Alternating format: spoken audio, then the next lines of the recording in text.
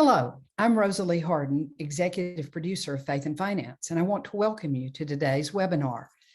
At Faith and Finance, we work together to gather people of faith so that we can begin to think about, talk about, and get engaged in the work that aligns our money with our faith. We believe that money and how we use it has moral and ethical implications, and that we as people of faith tend to ignore that reality. I know I do. We believe that it's important not only for our own lives, but the lives of all of us on this planet, that we as people of faith in congregations of all persuasions begin to learn about and speak out about the moral imperatives about how money can and should be used for the common good. You're joining us today for the second in our series of 4 webinars we are hosting this fall. We've already had one that engaged in very broad brushstrokes what we are up to at Faith and Finance. And in the next one in December, we will be talking about why we believe we need to focus more particularly on the common good. That discussion will be moderated by Lindsay Smalling and will include a stellar group of folks, Peter Block, Ann Snyder, and Jennifer Bailey. Then in January, we're convening a group of practitioners who will talk about the actions they are taking in their communities to see change happen. Stuart Yaskar, Kote Sorens, and Diamond Hargis are already confirmed for that conversation, and we're likely to add more. Today, we are excited to have a conversation that we call The Economy is Not Gravity. I believe that one of the reasons we don't spend much or any time and energy in congregations talking about how to use or change the economy for good is because we don't think there is anything we can do about it. We think the economy is like gravity, a force of nature. We just have to live with it. Even though the economy systematically moves resources from the pockets of the poor and the middle class into the coffers of the uber rich, and even though the economy has created infrastructure that denies basic home loans to people based on the color of their skin, even in spite of that, we seem to believe that there is nothing we can do. We're excited to have a group of 3 folks with us today who do not believe that this is how it has to be. I can't wait to hear their conversation. First, we will hear from Eve Poole. Eve is a theologian whose work in both theology and economics. She has worked deeply in each of those fields at a major accounting firm and at the highest echelons of the Church of England. Eve has a wonderful book with the great title, Capitalism's Toxic Assumptions, Redefining Next Generation Economics. She will spend some time walking us through some of those toxic assumptions that we are all stuck to. We also have Andre Perry, a senior fellow at the Brookings Institute, whose book, Know Your Price, is a vivid illustration of the evils of redlining and their lasting impact on American society. Andre is currently engaged with a project with Ashoka looking to create new and morally just economic architecture. Finally, moderating today's conversation is a friend of Faith and Finance, Felipe Wichgar, whose work mobilizes the Roman Catholic community to move its money toward good, with a particular focus on new models of what business ownership might look like in a more just economy. Felipe, along with Elizabeth Garlow, created an organization called Laudato Si Action Network to put the teachings of Pope Francis into practice. I can't think of a better person to guide this conversation. So with that, I'm going to turn this webinar over to Felipe. Thank you so much, Rosalie. It's a real pleasure to be with you all. Really excited to engage in this big conversation about understanding the forces that be in the world. And so to start us off, Eve, I hope you can share some opening remarks and then we'll turn to Andre. Hello and good evening from Edinburgh in Scotland. I have a Scottish granny. I think everyone should have a Scottish granny. And my granny suffered from very bad headaches. And when she was a girl, it was quite normal when you went to the doctors to be prescribed bloodletting as a way of getting rid of your headaches. And bloodletting is something that was very well thought of in the Middle Ages and was keeping going in certainly in Europe, and I imagine in North America as well, for really quite a long time before people thought maybe bloodletting bloodletting wasn't really the best way to get rid of headaches. And the technology got really quite complicated. Let me just show you how sophisticated they got. Here's a very low-tech scarificator. This is the sort of thing you also use on your lawn, but they used to use it on people's forearms, and they would sort of go up and down hard enough to open some blood, and that would release the pressure on you, and you would not have a headache. And they had this very excellent bit of kit here. I don't know if you can see it. It's a rather alarming French thing from the 1920s, and it is full of these nasty blades. So what they do is they get your forearm out and they would stamp it, and again that would get all the blood out. But thank God for science, because now if you go to the doctor because you've got a headache, they give you aspirin. Because what normally happens in science is when the facts change, we change how we deal with things.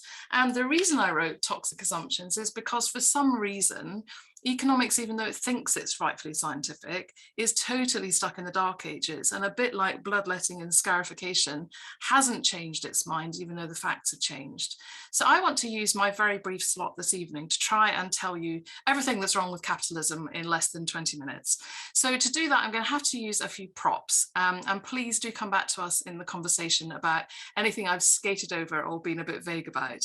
So I have 7 toxic assumptions to get through, so I shall make a start with the first 2. So here I have a very beautiful fish oven glove, and I have a trophy, because I want to start by talking to you about utility and about competition, 2 of the key wheels and pillars of capitalism. So first of all, utility. Utility is the idea that the markets are perfectly placed to help us all maximize our own utility. And as long as all we do is crack on utilizing things and trying to get perfect utility, there's nothing wrong with that. And that's one of these laws of nature, this you know, the market, the economy as gravity ideas, where there should be nothing morally complex or weird about trying to maximize your own utility, which is why I brought a fish, because you know what happened in the Grand Banks up in Newfoundland. They've only been able to start fishing cod again in the last few years, because for a whole generation they were unable to, because everyone maximizing their own utility had meant that they'd fished out the cod. And we know, coming fresh from COP, that's exactly what's happening. Tragedies of the commons all over the place. People randomly just maximizing their own utility is killing off the planet. It is just not a law of nature. It is very, very, very foolish. So the idea about utility and competition is that if everybody is competing to maximize their own utility, the markets should work perfectly. But competition for me is a very foolish idea. Now, I imagine most of us played games of various kinds at school and at college, and there's nothing wrong, I'm sure, with competing to win in a game of soccer or football or whatever you might favour. But the idea that we must compete to win market share and see off the competition and, you know, maximize our competitive positioning, all that jargon is much more about strategy having been invented by people who were more interested in battles and wars than it was about economics and business. Because the problem about competing to the death in a zero-sum game is you end up having no customers and no competitors in order to actually create a market where there are efficiencies and economies of scale in order to flourish. So competition is a really stupid assumption, because there are 2 key reasons why the science is not robust anymore. The first one we all know about if we've been watching our Oscar movies, because A Beautiful Mind showed John Nash's beautiful thinking about game theory. And we know that co-opetition, that jargon word, is a much better way to maximize outcomes, because if you share information rather than hoarding it in a zero-sum competitive game, you will get a better solution set and better outcomes for everyone. So the maths is not in favour of competition at all costs, in spite of all our antitrust legislation. And the other thing about competition is it's based on something which feels really normal to those people who've been running economies, particularly in the West, for many hundreds of years, because it feels really normal for men under pressure to think in terms of zero-sum games, because that is what happens to a male body under pressure when adrenaline, cortisol drive a fight or flight reaction. What they found at UCLA when Shelley Taylor and her friends were doing research in the noughties was that fight or flight research had been done on male specimens and had not really included any other kinds of results, because the ones they were getting from women seemed to be a bit, the moon and hormones and a bit puzzling. And so they just kind of decided they were duff data and kind of fatted them out.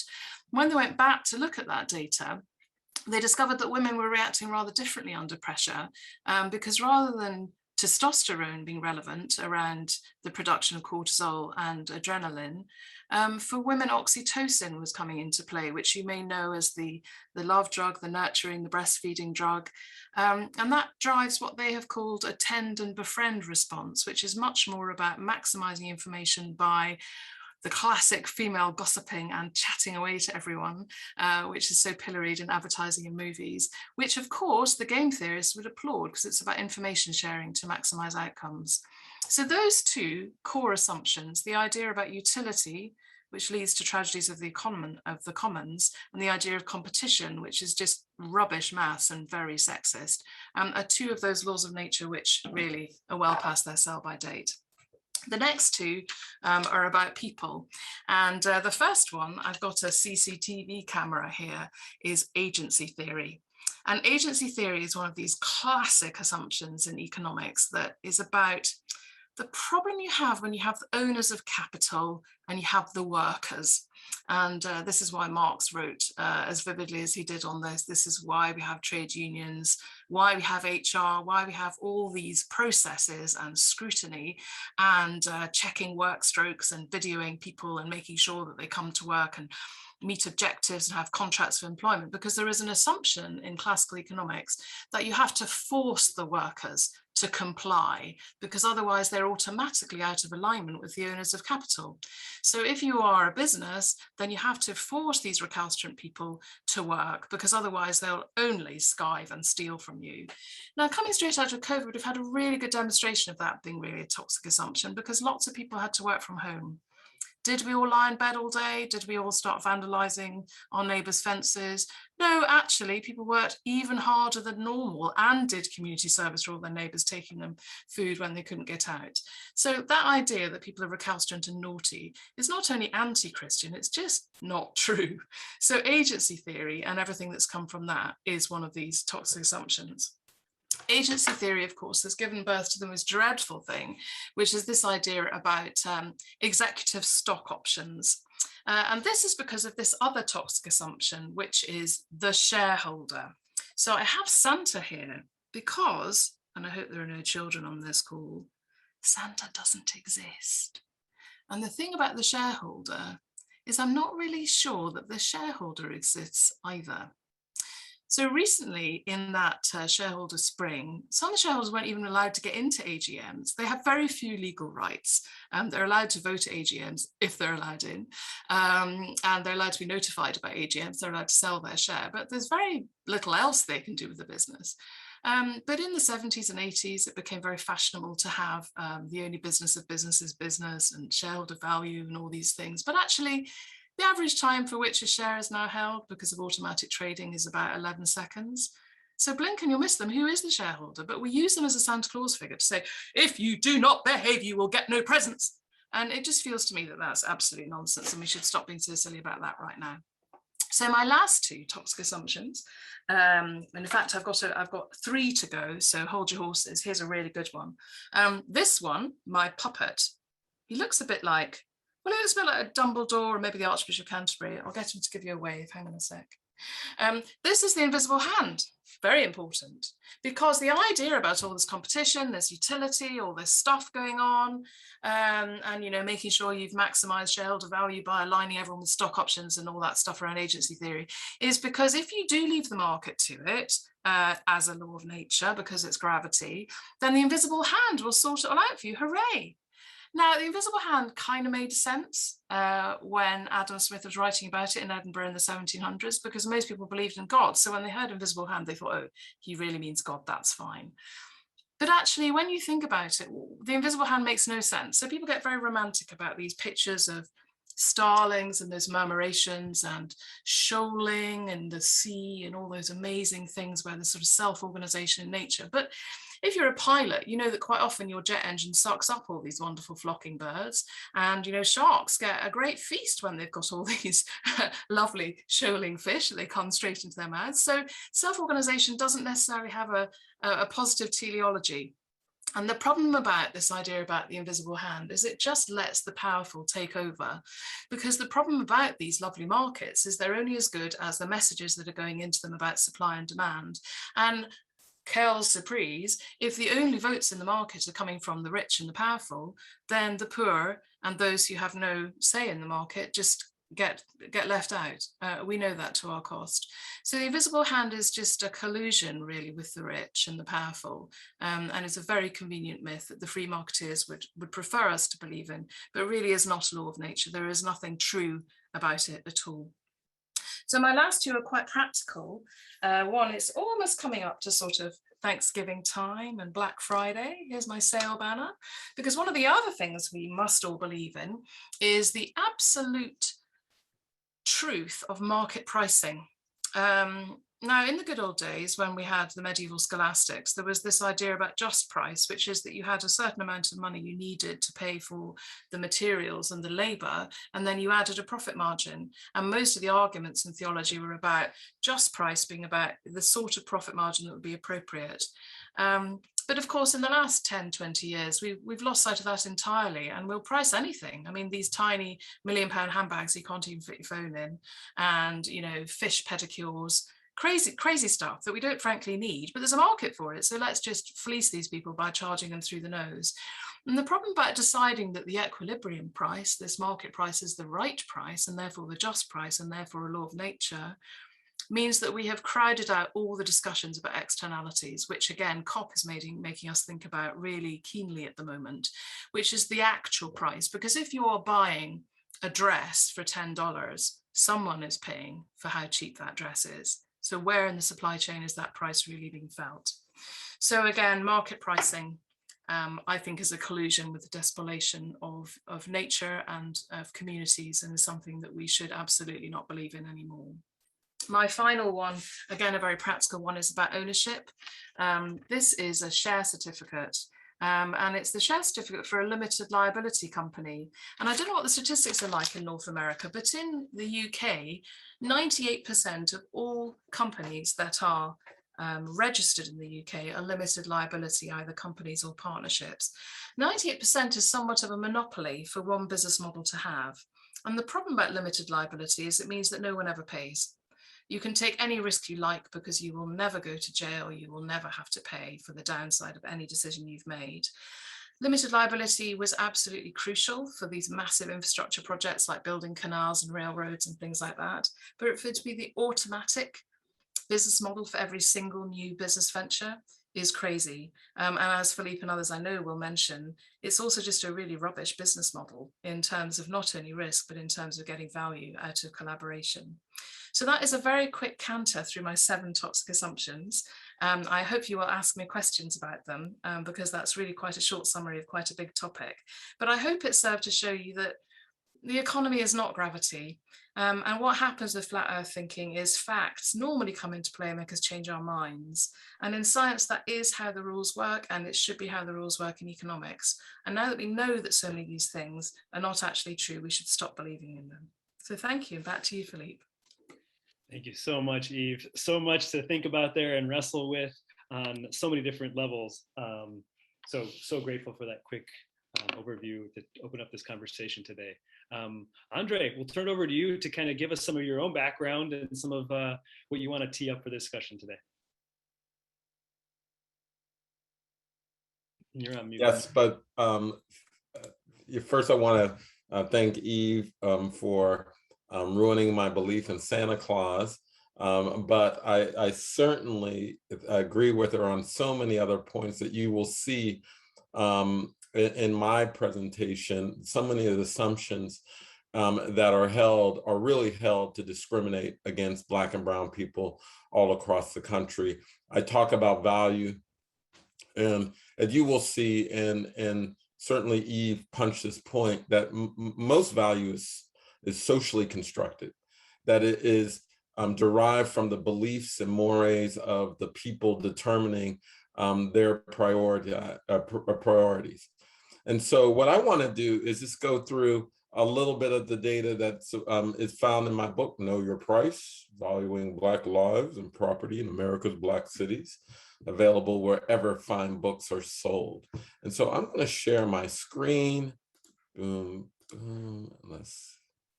Here we go. Hopefully you can see my screen, and you'll see here a picture of the home I grew up in. It's 1320 Hill Avenue, Wilkinsburg, Pennsylvania.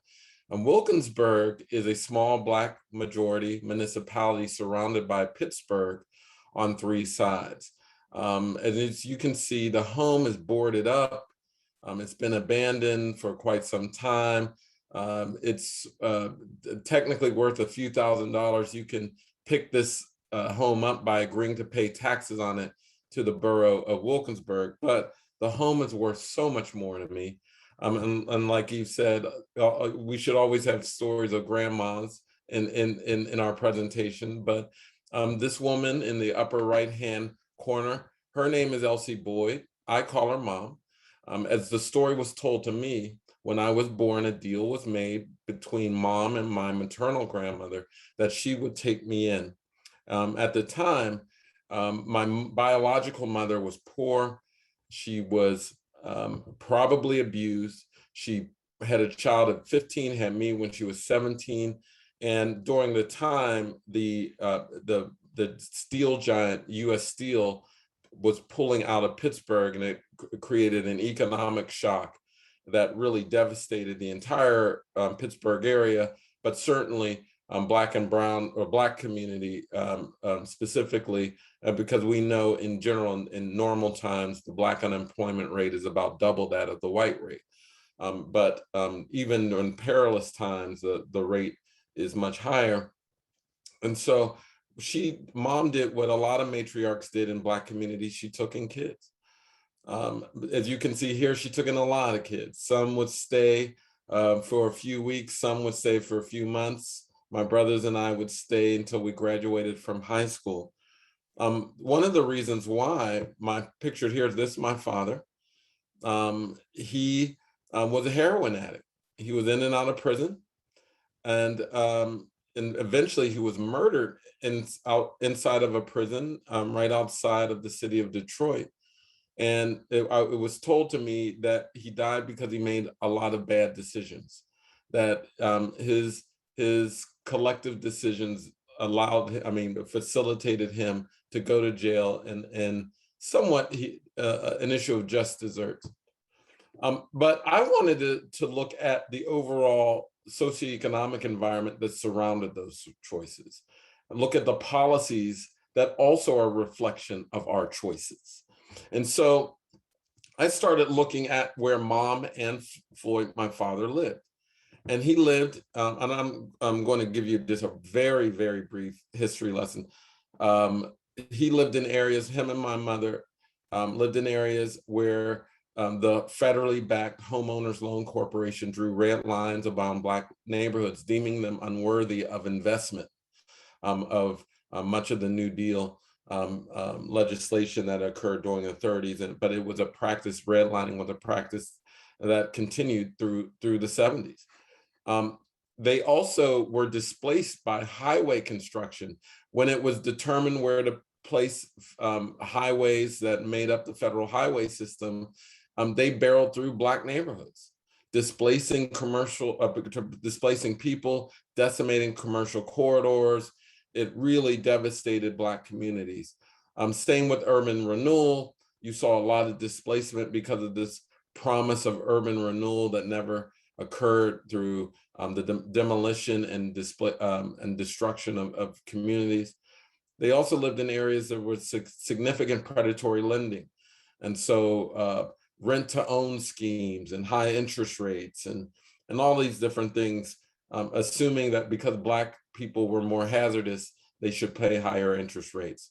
And then there were restrictive racial housing covenants, so Black people could not leave these communities because there were white-only ordinances all around them. But I wanted to look at how all these things impact today's markets. And so on this chart, you'll see the concentration of Black people in a neighborhood. And you'll see the home prices in those neighborhoods. And we looked at both Zillow as well as census data. And so on that x-axis, that's the share of the Black population. And you can see in areas where the Black population is less than 1%, on average, home prices are around $340,000, according to Zillow, about $306,000, according to census data. And it's a pretty linear phenomenon, whereas as the percentage of the Black population goes up, prices go down. And so much so that homes in areas where the share of the Black population is 50% or higher, those homes are on average are priced about half as much as their mostly white counterparts. Now, a lot of people will say that's because of education. That's because of crime that those price differences are there.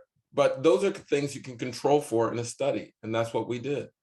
We looked at the absolute price difference, but we controlled for structural characteristics. So the square footage of the home, the number of rooms, all the physical manifestations. And then we control for neighborhood amenities. So education, crime, walkability, all those fancy Zillow metrics. Again, we wanted to get an apples to apples comparison between homes in Black neighborhoods and homes where the share of the Black population is less than 1%. And what we found is that homes in Black neighborhoods, after controlling for education, crime, all those different things, after controlling for those things, homes in Black neighborhoods are still underpriced by 23%, about $48,000 per home. Cumulatively, that's about $156 billion in lost equity, $156 billion. And this is occurring all over the United States. Wherever you see a magenta circle, that's where homes in Black neighborhoods are priced higher than their white counterparts. Wherever you see a green circle, that's where homes in Black neighborhoods are priced higher. Wherever you see magenta, that's where homes in Black neighborhoods are priced lower. Now, just to give a perspective, in Milwaukee, Wisconsin is about 34%, 36,000 per home. And this is occurring all over the country, like I said, in metro areas. Lynchburg, Virginia, 81% difference, 81%. So if you helicoptered a home in a Black neighborhood in Lynchburg and put it in a similarly situated neighborhood, in terms of all the other social amenities, except for it's a white population, it would increase in value by 81%. Rochester, New York, 65% difference. Jacksonville, 47.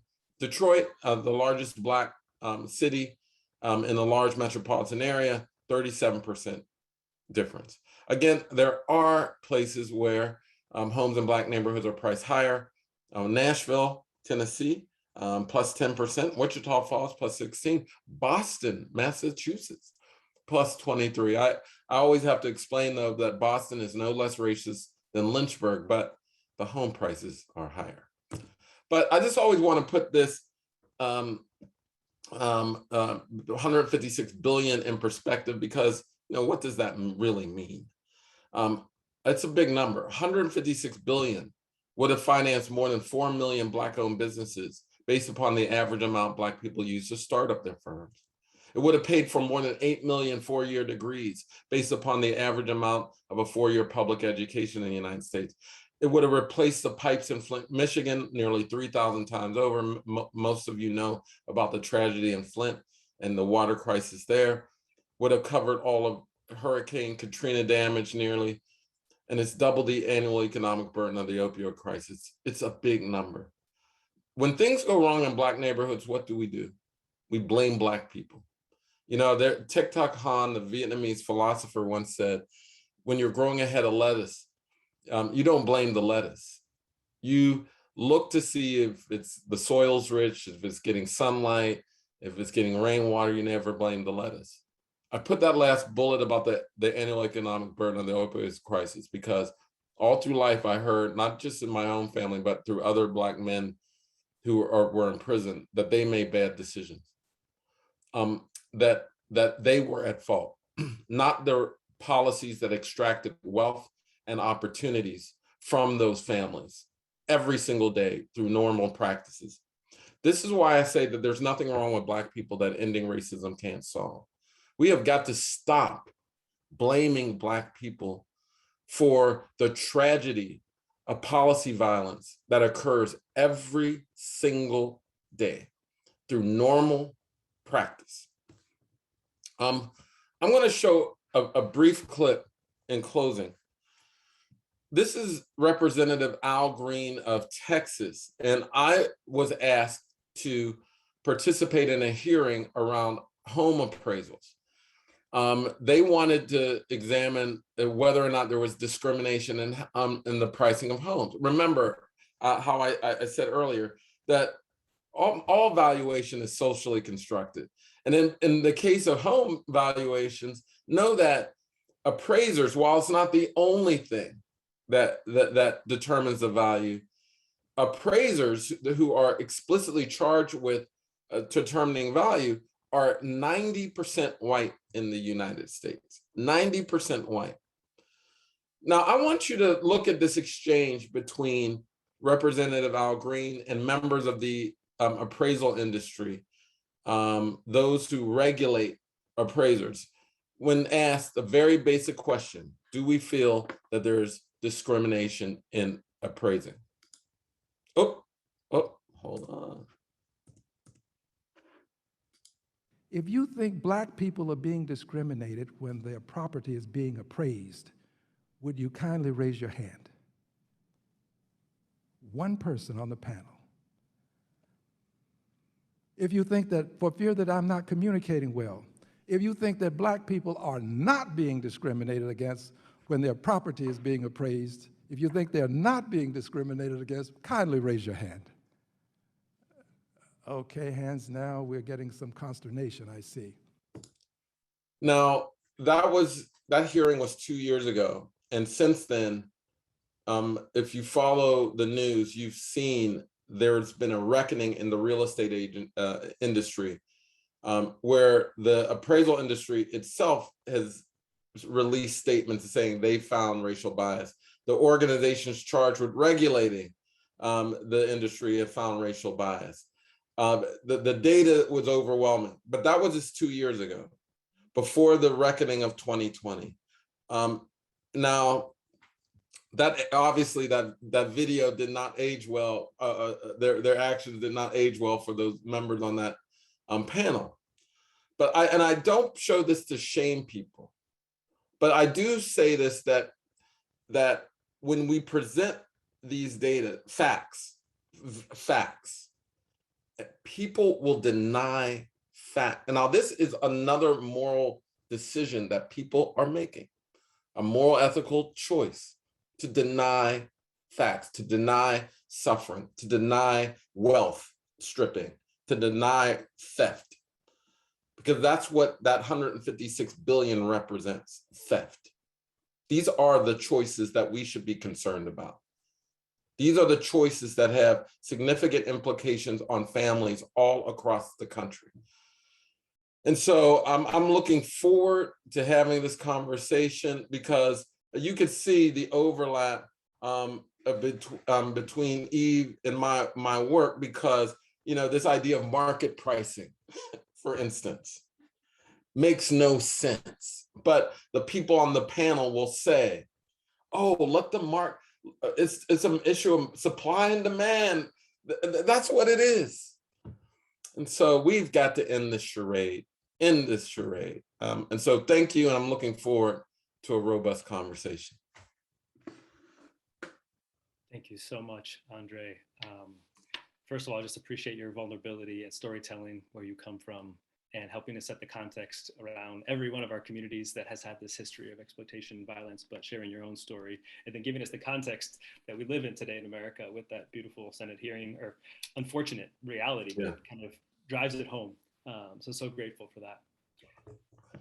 Right now, I just want to take everybody in the audience just to take a moment to sit with what we just heard, and to begin to formulate some questions that can help guide our discussion. And I'll be sharing a few of mine in a second, but I want to just give people a second to pause and put things in the chat things that stuck out to them, things they want to highlight from Eve and Andre's remarks. And then we'll kind of begin on this discussion about the choices that shape our lives, understanding them, and then also thinking about this bigger question.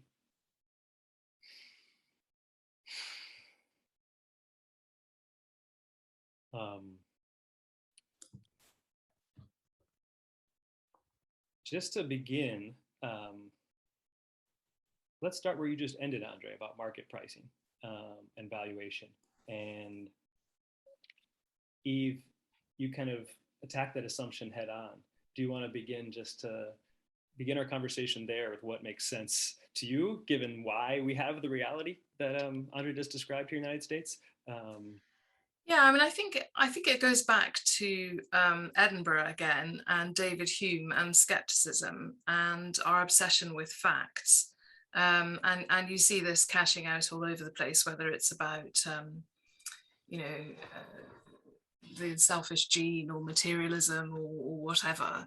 And this is the problem with pricing. I think because we've forgotten everything we learned about things we can't count. We only look at what we can count. And because it's a bit difficult to figure out what the real price of petrol is, we just make it as cheap as possible, because then that means we can keep the shareholders happy.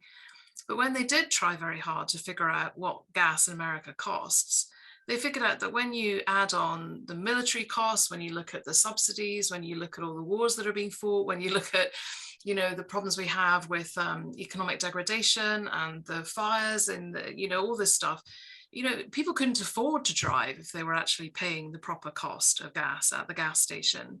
And I think this is exactly the point about homes and communities and just looking at market pricing. It's not looking at the real cost. And we're getting better in the supply chain within retail, thinking about fair trade and thinking about what happens to clothes that just end up in landfill and fast fashion.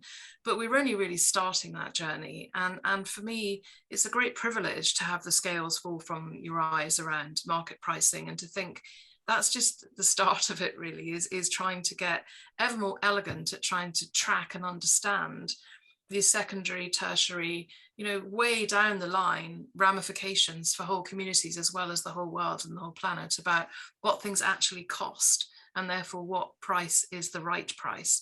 And some of that is about consumers needing to pay more.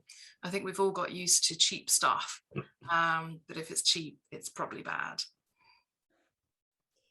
Yeah, I certainly have some thoughts on this. One, I think that oftentimes when we put things in strict economic terms, issues like growth become a driving force, and there's just too many nefarious ways to get growth using these terms. I used to get a question. I used to run schools out of the University of New Orleans when I was a professor there. I worked in an education school, and we ran 4 charter schools. And after Hurricane Katrina. And one of the questions I used to get asked all the time is, what's the fastest way to close the Black-white achievement gap? And I used to say, well, the fastest way to close the Black-white achievement gap is to stop educating white people. Now, obviously, I would never advance a policy like that. But the reality is we do equally nefarious things for growth all the time. And in the case of education, we fire teachers, we take away people's civic rights in those contexts. And in the case of growth, we often base whether or not we invest in people, whether if it's going to add to GDP, for instance. We should be investing in people regardless of growth. And particularly when it comes to things like housing, that there are basic human needs and rights people should have. And we certainly have the material wealth to supply those needs at a global scale, but we don't, because the reality is, we have this belief that some people are better than others.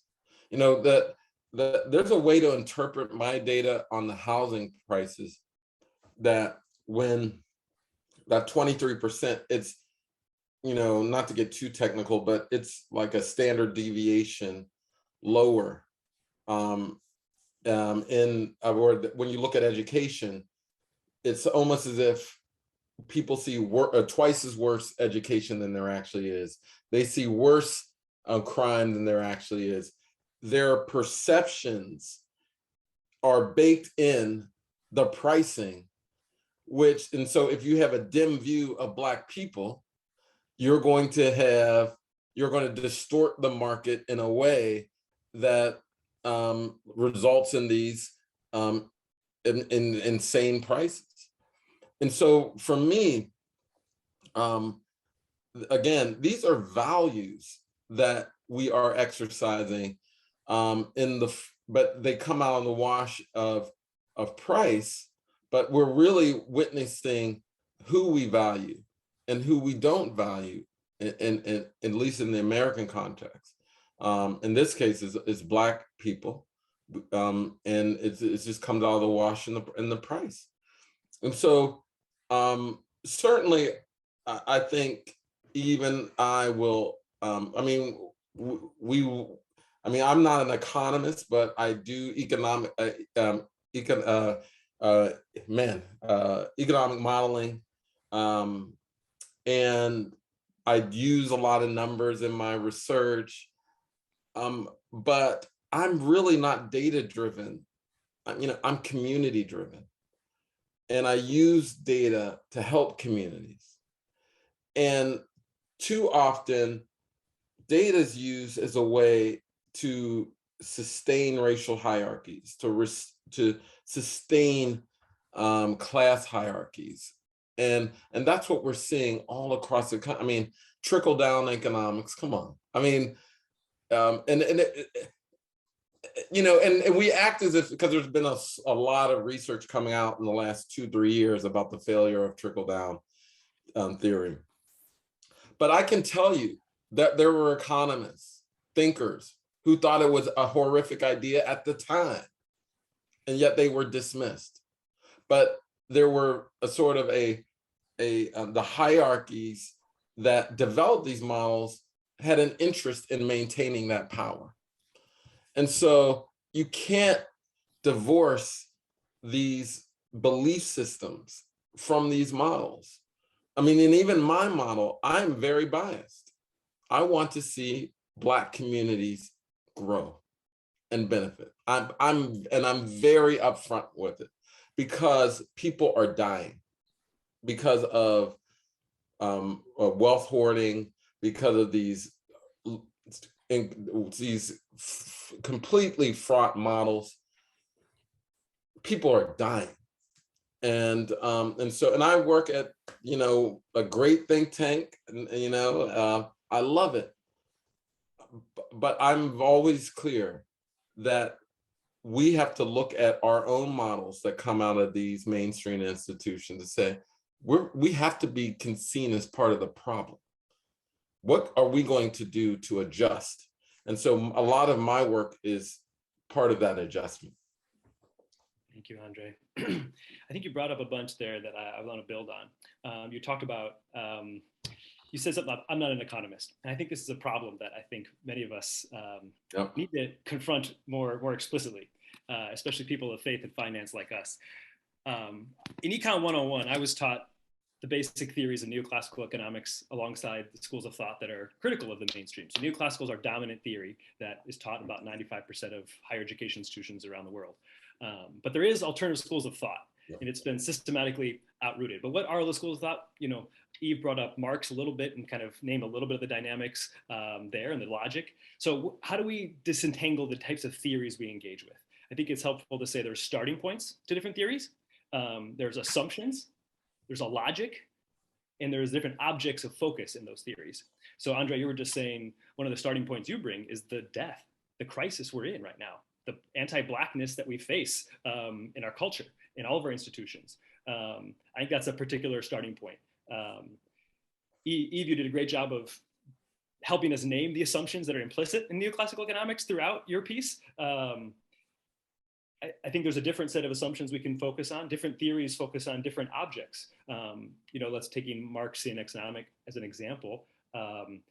Every labor hour, every hour produced has some amount of surplus value that's created that the boss gets to appropriate, right? And whoever that boss is, it might be the board of directors, it might be the CEO, they get to choose what happens. And in that dynamic, the person who's creating that value, that labor power, there's an exploitation dynamic that happens because we don't have agency over allocating where that surplus gets allocated, right? There's no agency as us as the worker, as a person creating that productive piece. So in Marxian economics, we talk about that. In neoclassical economics, we talk about market value, price, recession, economic, different things. So all those objects are just important to talk about how different theories go about it. And we have some interesting things here, question in the chat that I'll turn us to here in a second. So one is people say, what are the pathways to reforming capitalism or economic theory as we have here? What are some of the solutions and policies? So I want to go to that in a little bit, but I just wanted to kind of open up some of the different theories that we can use to analyze things. And I think it's important to name some of the people like Eve here, who's helping build alternative theories. You mentioned other folks, donut economics takes a different starting point, right? So Kate Rayworth here has gained a lot of traction in terms of the ecological sustainability and the basic human needs. So you mentioned, Andre, just about human dignity as a starting point. What if we said basic human needs are a starting point that we should provide for all? And in Catholic social teaching and all of our faith traditions have that basic human dignity and human rights as a fundamental starting point. Our UN system has that as a starting point. So we've agreed at certain systems, but our economics hasn't kind of taken that in the mainstream context. So I just thought I would open up some of those pieces to see if there's kind of more questions that are rising here, and I'll turn to those in a second, but turn it back to Eve and Andre here for other pieces to react to that. I mean, if it helps, there's quite an easy way because I was a theologian and coming into economics was a really bad idea because I'm a girl and a theologian, so that's a really disastrous combination. I kind of get off a little bit because I'm Scottish, so maybe because I've lived proximus to where Adam Smith was, that vibe might help, but generally, I think it was Mitchell in the chat asked about the reception. I've generally been written off as some nasty feminist because in one of my chapters, as you know, on competition, I talk about gender. So therefore, you could write the whole book off and say she's a ranting woman and therefore we should ignore her in toto. I think you can talk about, Kate Rayworth, development economics, you can talk about behavioral economics, you can talk about Marx, you can talk about a whole load of different schools, but I think in some ways it's really straightforward. If you go off to some remote corner of the world on a visit or a trek, some child will be there trying to sell you some water or to swap you something. It is incredibly fundamentally human nature that if you have some kind of surplus, some gift, some ability, some skill, some asset, you will tend to trade it for benefit. And we know this has just always been the way things are. And of course, when you have communities building up and you have organizations deciding to make lots of rugs to sell to the tourists or have lots of camels that you could have them all have rides on, you start getting organization. And so one way of understanding schools of economic thought is just to look at sort of intervention along a scale. So at one end, you have no intervention at all. That's classic free market, Chicago school economic theory, which is that all you need for markets to flourish is a rule of law so that people don't rip each other off and so that contracts stay legally in place. And apart from that, you just stand well back. And as you've heard from me, I just think that is, a protection racket for the powerful. But that is, where an awful lot of very classic economic thinking is situated. At the other end of the scale, you have sort of Marx and more extreme versions of Marx, which is that we can't trust individuals just with the rule of law. So actually what we need to do is be very paternalistic and have the state ownership of all assets to make sure that we can have control over how we divide those up. The problem is they end up being the same thing really, because then the powerful colonize the state and you end up getting corrupt regimes, and you don't get even the flow of information that you might have at this end of the spectrum to help. So neither end of the spectrum exists or is helpful. And what you find is that communities arrange themselves somewhere along that spectrum. And that includes grey economies as well. So economies that aren't official ones. Wherever you go in the world, there are black markets, there are grey markets, there are all kinds of other markets. And really, when you boil it down, it's all about supply and demand. It's all about messages. And I think that's where I would want to get straight back into conversation with Andre, because you're only as good as your messaging, the supply and demand messages. And if half the people in the planet aren't involved in the market, then none of their messages get in. And that's at the heart of all the policy violence that you talked about, Andre, is this is about excluding people from messages about supply and demand so the market cannot cater for them. And I know development economics and things like Bill Gates trying to get everyone on Windows in the third world, can sound like a really bizarre move, but is actually about trying to give people access so that it is fairer, because you have more votes if you are involved in the market. And there is very unlikely to be anywhere on the planet where there isn't a market of some kind operating. It's whether it's an economy of scale, whether it's joined up, whether you can actually operate in it. And trying to understand that kind of basic behavior reminds you that it's all about moral choice. And when you have power in a market and you have votes, then it's about figuring out who could you be exercising your solidarity with in order to make sure that their voices are being heard, their needs are being met. I'm so glad you made those comments, because for so long I've been asking, where is sort of the voice, the moral, ethical voice in these big discussions about markets, because we saw, at least in the United States, sort of this immoral force of Trump. And I can say this, that, he represented sort of a valueless, sort of, extreme utilitarian sort of perspective, the whatever benefits me, and that, was he commanded the narrative for the United States and to a certain extent the world. And we didn't have that counter conversation, that counterweight, that counter moral weight that's saying, no, this is about community. This is about advancing democracy. Because one of the reasons why I love revisiting Martin Luther King Jr. and that period, because he spoke in moral terms. He certainly talked to the economy, he talked to war, and he did it so through the moral language of the church. Malcolm X and others spoke eloquently about morality. And not that, again, I'm against econometric modeling. That was the word I was looking for. We use it, we do it based upon various theories. But even those theories have a moral, ethical backbone to them that we need to start talking about. We've baked in exploitation in our growth models every single day, and we've made them normal. We've normalized it. That in the United States, when we talk about full employment, which is when you theoretically have more jobs than people and your unemployment rate is 3%, we say, oh, the economy is great.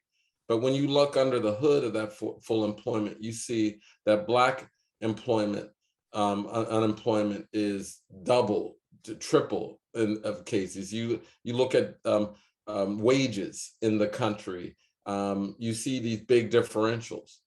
And so when we talk about full employment, what we're saying is Black people can be the sacrificial lambs for full employment, that Black labor is in service to white growth.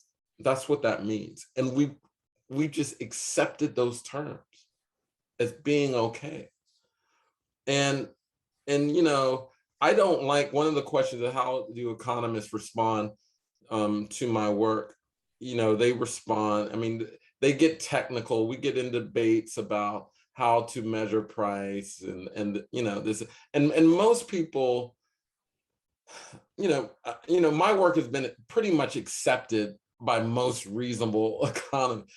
Across the sort of, left-right continuum. Even those who disagree, they say, oh, it's not 23%, it's more like 9%. But I always gotta say, you know, I'm not doing this to necessarily refine a model. Well, I think that's important.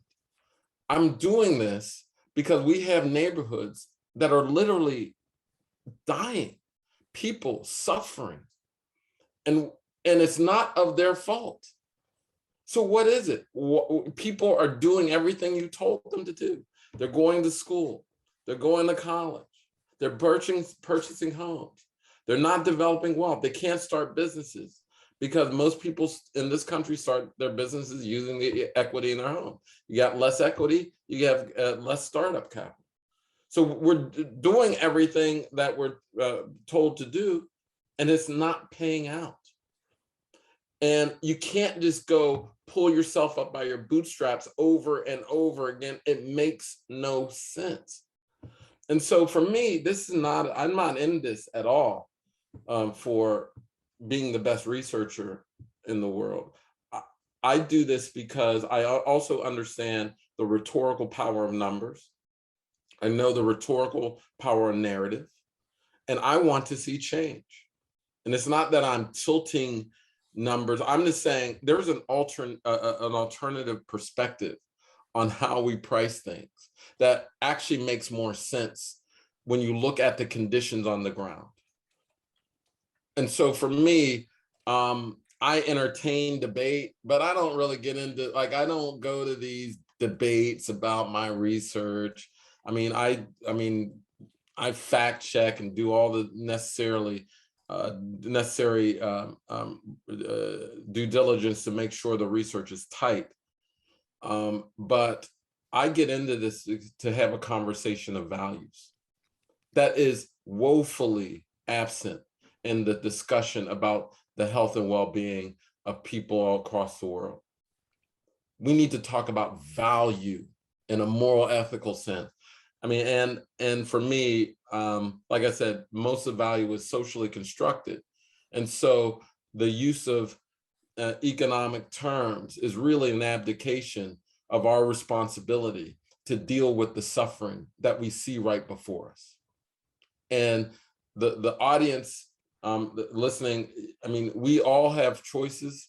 And for me, it's about now, do we have the courage to stand up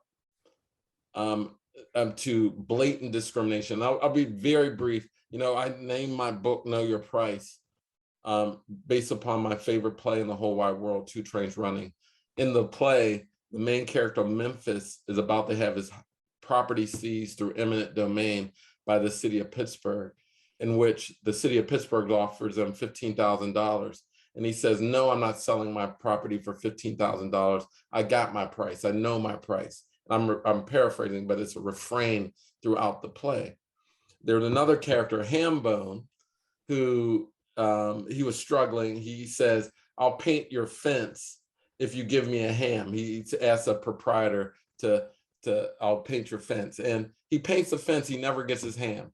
And throughout the play, he says, give me my ham, give me my ham, give me my ham. Now, we don't know if he had mental illness before he started painting his ham, but he eventually goes mad and dies demanding his ham. Now, there's actually a happy ending. I know people are like, damn, that's pretty sad. But the happy ending is after wrestling with the city, the restaurant owner, Memphis, gets $35,000, and it's assumed that he's getting the white rate or the market rate. But the moral of the story is you got to know you have worth. And what I try to do is give people the price to stand on, even if it means going crazy and dying.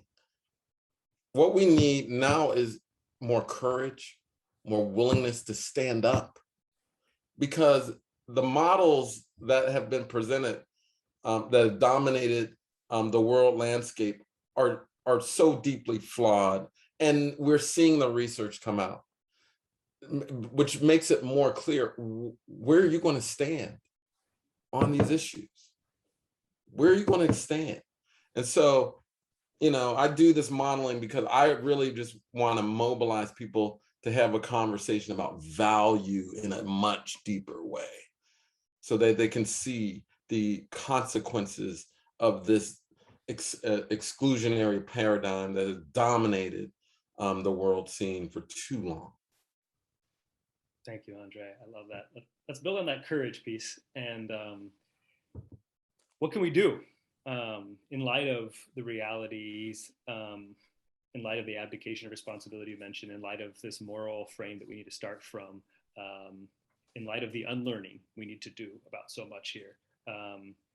One thing I'll propose, and one thing I'll share, I work a lot with Catholic asset stewards, primarily congregations of women religious, nuns who have been on the frontiers of divestment, whether it's back South Africa and apartheid, been the front lines of community investing, whether it's affordable housing and others.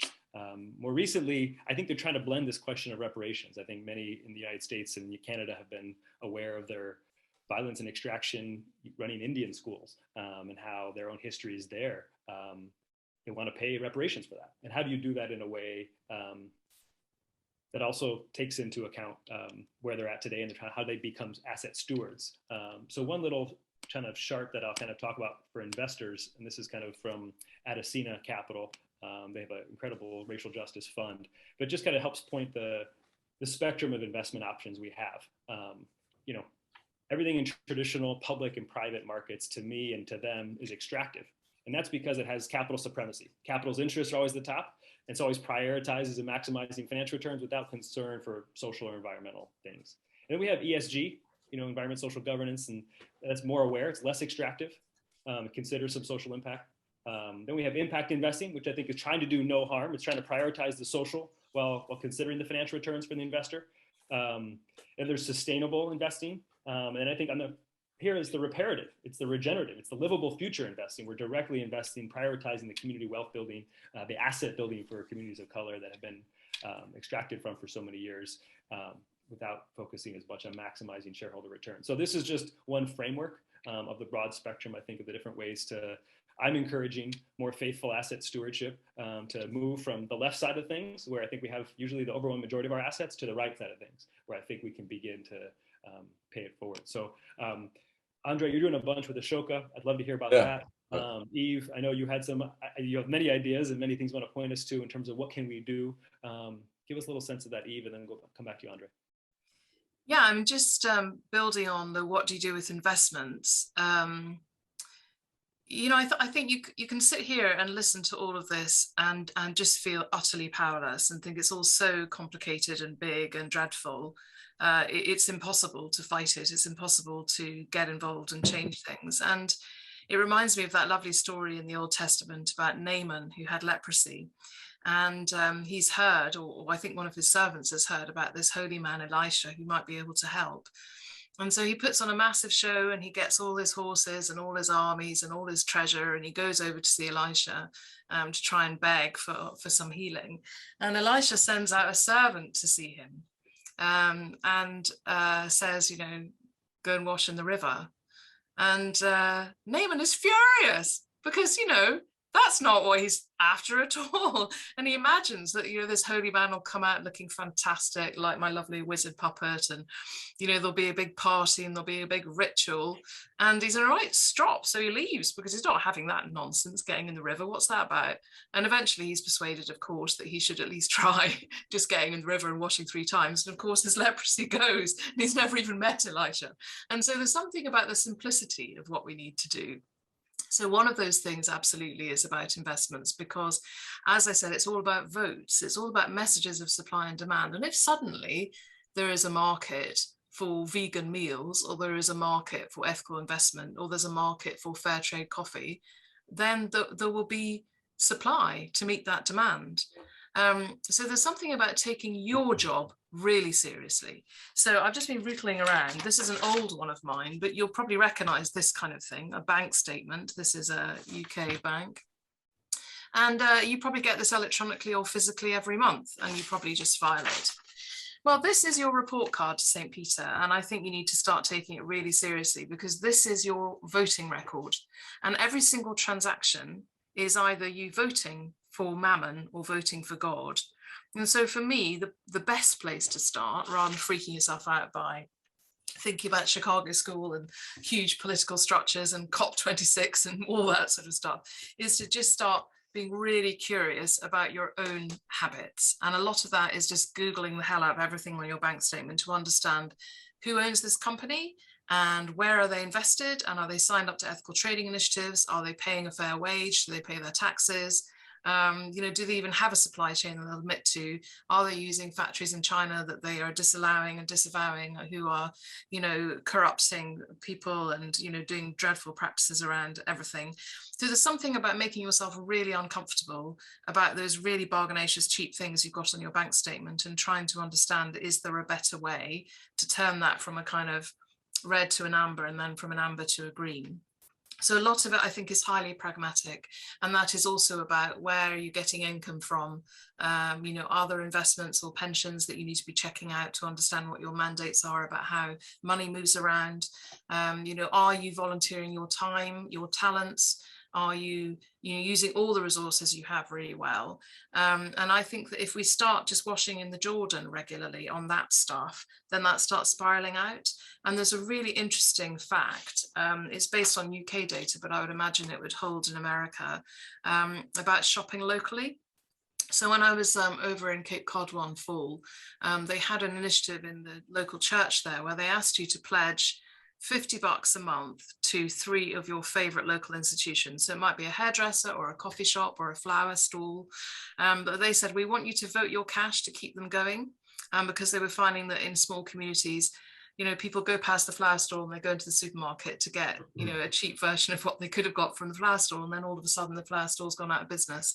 So there is something about voting your cash, because the New Economics Foundation in the UK found that if you spend £1 locally, and you go into like a massive chain store, like a supermarket or a big global chain, then your pound or your dollar ends up being worth, in the UK, it was 36 pence. So that would be the equivalent of 36 cents. So that's a massive diminution, because that money goes straight to headquarters, it goes offshore, it goes, you know, wherever it goes. They found if you paid that pound to the local fishmonger, the local grocer, the local hairdresser, whatever, it actually, there's a halo effect locally, and it becomes worth £1.76. That'd be equivalent to $1.76, looking at the statistics on it, because the money circulates. And there was a lovely video made during lockdown of a little boy in the Shetland Islands in the very north of Scotland, putting that to the test. He went out shopping with his mum. They've all got their masks on and they're all being very careful. And he goes into a shop and he pays his pound over to the person he's buying coffee from. That person then nips out and goes to a shop next door to buy some flowers. And then that person goes and buys some milk, and then they go. And you can see the money physically circulating around the community, instead of just being spent. So there's something really interesting about that word spent. Your money is never spent, it travels. So being really curious about where is your vote going and where is that wealth moving? And that, I think, helps you make better decisions about your own behaviors. And as we know from systems thinking, it's those little nudges that consumers make that are most likely to make the biggest difference, rather than hanging on in the hope that governments will legislate, because that takes too long and is often the wrong legislation when we finally get it. You know, there was a couple things that I want to respond to what we can do, but it really ties in to Eve's Poole about investing locally. One, I'm doing a project with the organization, Ashoka organization, social impact firm or organization. And so what we're doing is we want to invest in the people who are most proximate to the problem of housing devaluation and get their ideas. Too often we invest in the muckety mucks of the world, and I include myself in that, to help fix communities. And what's problematic about that is that my capacity is built, not the local leaders who actually have probably the best view of the issue and probably can offer the best solutions. So what we did with Ashoka and Brookings, we partnered to do a collaborative challenge where organizations can get to up to $100,000 to work on their ideas with others. in a collaborative effort to learn about how we should end devaluation. So if there's anybody out there who's interested in ending devaluation and you need some seed capital for it, we found a way to get it to you. Google Brookings Ashoka Collaborative Challenge, and actually there's going to be another webinar on this very issue, and so stay tuned for that. We just launched it, and so there's that.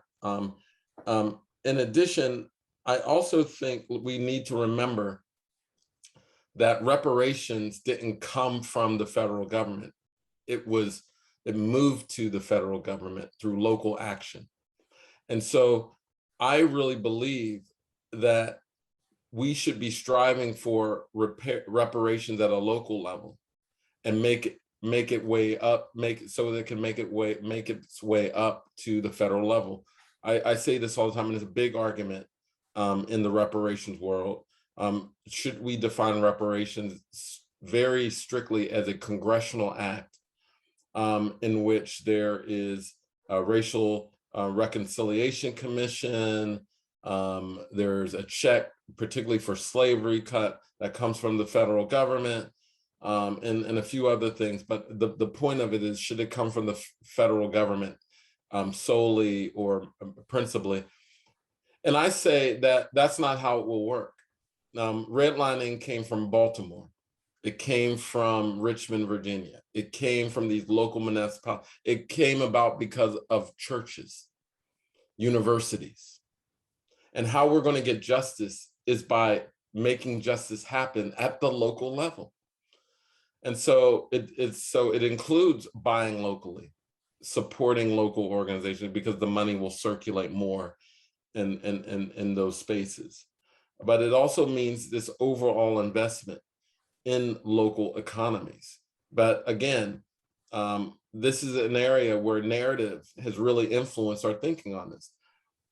You know, we talk about regional economies and tradable sectors, and not about where small businesses, and by the way, in terms of Black businesses, 95% of Black businesses are sole proprietorships.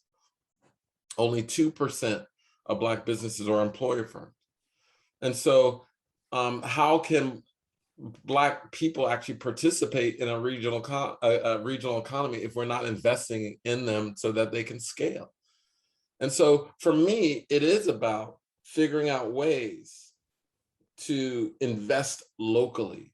But this is the kicker. We have to make investments directly to people. Because of devaluation, there's less resources.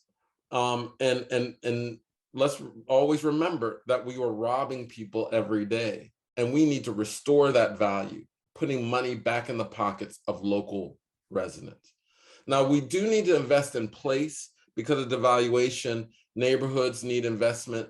But if you invest in place in like brick and mortar and not people, and in the United States, we see, opportunity zones would essentially give tax breaks for the wealthy to invest in brick and mortar. But what happens? Property values increase and people eventually are pushed out because wages are not keeping pace. And so that's why I say always invest directly in people first. You do need to invest in place, but not to the detriment of people. And then finally, as a sort of a framework, we have to divest from racism. In the housing issue, we are completely invested in a model an evaluation model that compares homes to determine price. It compares homes to others in a particular neighborhood. Now, the problem with that is if you do that in neighborhoods that have been historically discriminated against, you essentially just recycle the discrimination over and over again. You never get out of it. And that's what's happening in the United States. So home values never really reflect what's going on. They reflect our perceptions of Black people. And so for me, it is about a new era of establishing reparative strategies, maximizing, or sort of not, I shouldn't use the word maximize. It's about elevating a reparative culture, establishing a reparative culture that will then bubble up, because I'm under no illusion when you're particularly in an era of Amazon, that the wealthy have power in ways that, I mean, even the wealthy of the era, the steel, the industrial boom did not have. And so, and one more thing, I'm running my mouth here. We do need to have conversations less about money and income and more about power. That how do we build power among people who've been historically disenfranchised? Because I don't believe Elon Musk's going to change his perspective anytime soon. You'll never make a head case or a heart case with him, in my opinion, to do the right thing. But we can mobilize and organize local residents to fight to get people to pay their fair share of taxes. And by the way, the tweet was so disturbing this weekend that Elon Musk put out when he said, when Bernie Sanders tweeted out, we need people to pay their fair share, the very wealthy to pay their fair share. Elon Musk actually tweeted out something to the fact, I'm still surprised you're still alive. Now, with someone with that much power, who could actually hurt people with, in so many different ways, that statement tells you the willingness of people to exercise their power. It was a flex, no question. And so we have to stand together to say no more. That's why, again, this is about talking about building power among those who've been historically disenfranchised. So let's have those conversations, and not only about wealth. Yeah, wealth is a form of power, income is a form of power, but there are other forms that we need to discuss. Andre, I'm glad you brought us to power. And I think it also, I want to come back to a question we had about limited liability and ownership. And I think the way power is structured in business, the way power is structured in organizations, even nonprofit organizations, we structure power dynamics in a certain way, right? And a lot of my work is in cooperatives and employee-owned businesses and perpetual purpose trusts and steward-owned businesses, which is trying to restructure power for reciprocal relations between stakeholder groups, future generations. I've been reading this book about being a good ancestor. And I think it thinks about long-term time horizons. How do we think about 100 years, not just, the next 10, 20 years? And I think you're asking us similar questions. How do we restructure the extractive power dynamics implicit in business, implicit in real estate that you just named so well, are continue to perpetuate this racist paradigms and this extraction? So for me, the cooperative movement has gained a lot of steam in the United States, largely with federal legislation that help set up credit unions, were electric co-ops, structured things democratically. Now we've lost a lot of that democratic participation inside those organizations, so we don't have the kind of reciprocity and mutualism that we like to see. But there is a whole new generation of, I think, social purpose co-ops that are doing that quite well. Platform co-ops, I think there's Black Economics, in the Movement for Black Lives, they have a cooperative economics working group. And for me, I'm trying to help put forward these funds that we can invest in. There's one called the Equitable Economy Fund that Start.coop, an incubator of cooperatives, invest in. There's another one called Quechua Impact Fund that has a non-speculative valuation on real estate. It's kind of a real estate investment trust combined with a mutual fund, and it's invested in Harlem Capital and a bunch of the Black-led fund managers that have come out the past few years, raising private equity funds to build wealth for Black communities and communities of color. I put a couple of those links in the chat here to give folks a sense of where you can deploy your resources if you're interested in moving toward capital reciprocity, which structurally changes those power dynamics in those firms where the boards aren't solely comprised of the investor shareholder, but also comprised of not maximizing just capital's interest, but but trying to have reciprocity between different stakeholders in the firm structure. But taking us back to the starting points of where we come from and all this, it originates with what Eve was sharing earlier about limited liability companies. I don't know if there's anything more you want to share on that, given a couple of the questions we had, Eve, on that topic or other topics about cooperatives and different. Yeah, I mean, I think my point started off being about unhealthy monopolies, because I don't think limited liability is so unconscionably dreadful. There should never be any of them. Is this just that as a prevailing model, it's not really robust enough for all the different sorts of enterprise we now have. And it is an economic risk to have one main model. So when I set up my own business, because I left Ashridge Business School to have children, and I was needing to contract back to them to finish off some pieces of work. And as a charity, they have to contract with other entities. So I had to set myself up over a weekend in a business. And maybe if I'd had months and months and months to investigate it, I could have found an alternative, but I could not find any professional services firm that was willing to do anything other than either a PLC or a limited liability partnership in the UK. I had no choice, because there were not the templates, there weren't the professional services firms who could give me advice. There was just no structure around it. So what's been really good in the last 10, 15 years is that there is so much more professional help available to people about the alternative models. Yeah.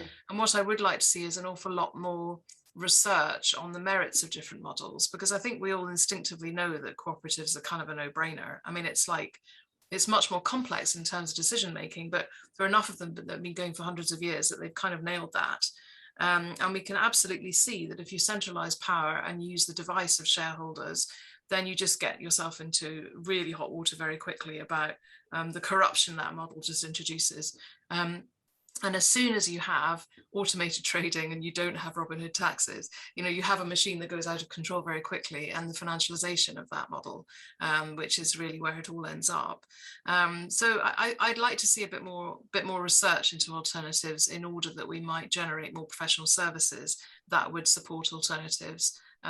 Because it just seems to me that their days have come and they are better business models for the challenges the world faces.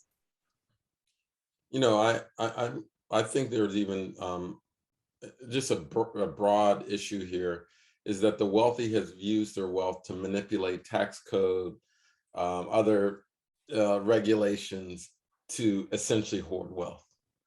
And we've got to really unpack a lot of these things. I mean, limit LLCs, tax code, all these areas where the wealthy have just used their wealth to say, I'm not going anywhere.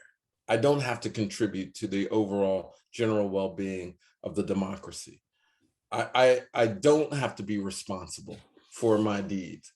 And, so we need to really look deeply about how wealth has been used in this country to maintain an exclusive growth model. And I mean, it's just getting worse and worse with every generation. Now, I will never say that we are worse than what we saw during slavery, the slave trade. That was the ultimate form of exploitation. However, you can easily argue, one, there's still forms of slavery, not the form of chattel slavery that we've seen in the past, but we also see a level of dependency that is just getting out of control. And when it comes to like a lot of like venture capital, and for instance, they're just getting they're just getting way outside attention. Like if we had the kind of programs, government programs that were well funded, we wouldn't need all these separate social impact endeavors. We wouldn't need them, because people could go to college, they could get healthcare. In the United States, some folks in Europe are like, what? You got to pay for healthcare? Yeah, you do. People actually pay thousands of dollars in some cases to have a child that we need.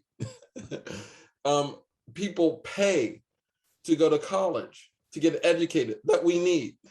Like, and what's mind blowing about that is that in the K-12 arena, primary, secondary school, everybody kind of gets a grant to attend a public option, everybody, because we've agreed that it's basic, everybody needs it.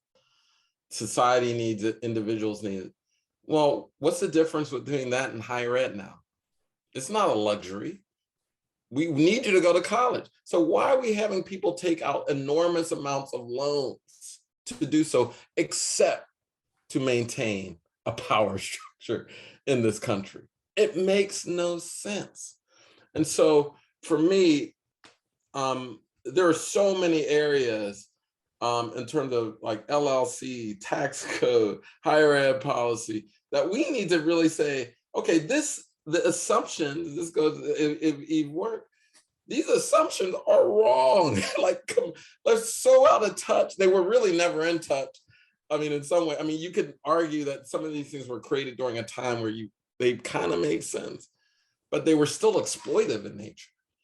But now we have to realize our power in dismantling that architecture of inequality, because it's just, these systems are so in place, you don't have to bat an eye, and they're producing disparate outcomes. So, yeah. Thank you so much, Andre. Just so grateful for Rosalie and Kevin and the whole Faith and Finance community and network for gathering us. And I'll turn it back to you, Rosalie, for concluding pieces here. Well, thanks to all three of you for this. I am not quite sure why this has become my life's work to talk about these things. And there are times that when we look at these pieces, that it gets so huge that I wonder what we're even doing. You know, I start thinking, I think the economy is gravity. Let's just give up on this. But when I hear the three of you talk about the work that you're doing, it energizes me, invigorates me, and just gives a lot of strength for the journey. So thanks to each one of you, to Eve, Felipe, Andre, and thanks to everyone who tuned in today. There is a lot of great questions there, a lot of things to think about. And I know we didn't get to all of them. And our newsletter will have a recap of this conversation. The video will be up so you can share this with your friends. I've been texting people saying, okay, you got to watch this. You got to watch this. So you can find that link at faithfinance.net within hopefully a few hours. And if you have any direct questions for any of us, you can email us at info@faithfinance.net. I'm just so appreciative. And I do see every day more and more people coming to this conversation, coming to this realization. And I really believe that something's about to catch fire here, and we're going to see some change beginning to happen. So thank you all so much, and look forward to seeing you all on another webinar or in person. So thank you.